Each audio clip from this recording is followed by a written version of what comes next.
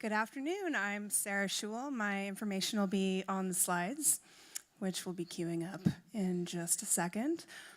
It's the longest 15-second slide. All right, so in 2013, I was working as a dev manager of a few teams, and we had just started applying Lean to our practices. It was going good, and then we heard about the Phoenix project. That changed everything. We then started saying, hey, we're going to do this DevOps transformation. We started applying that. It's a completely different talk, but we achieved a place of relative stability after 4 years. We had 5-star rating on our app. We had our customers happy. It felt amazing, and I wanted to do it again. I wanted to experience another transformation from a different perspective, and so I found that opportunity on a working team instead of a leadership role at a different company. So I hopped over there, and I began working with the leadership team to deploy a lot of the same playbook that I had done the first time, but the working team didn't necessarily know that, and I received completely different feedback on what it's like to go through that transformation, which was eye-opening and humbling. And so I'm going to share some of those lessons with you, what I learned about that.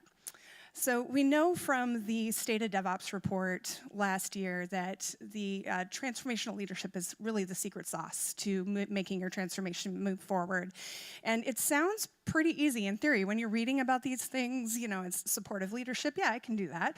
But I learned actually landing that with the team is a whole different thing.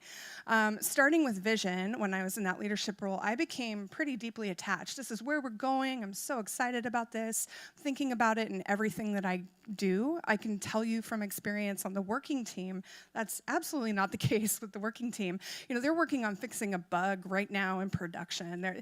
You're talking about all this future state stuff. This vision, something I hear about at team meetings. Maybe there's a poster on the wall, but this is really hard to change my practices. So they're looking to leadership to make sure that they know we're sticking with this vision. Do you have perseverance? Are we really doing this? So I will make sure that I show that commitment every round going forward. That's especially important if you have a step backward. I'm sure we've all experienced steps backwards. So you need to show that, hey, we knew this was going to happen, but we're still moving. Saying stay the course just isn't enough. You've got to show where you are on that course. We're all here to learn. We know that we need that learning environment, and applying Kaizen is a great way to go with that. I know now I completely went overboard. I got really excited about everything DevOps. I listened to podcasts, read books, and I talked about it all the time. So I'm sorry to my former teams about that. I've learned now that really becomes kind of relentless evangelism to those people on your teams that are resisting a little bit.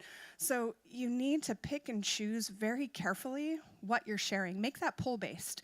Offer it in a variety of ways so that you can reach that audience. That's really, really key. As a leader, you're going to be getting all of these new tools, and tools we think of people like in that vendor area. Think of your tools as a leader, your questioning. How are you coaching your team to come to different solutions, ask new questions, get them to think in different ways?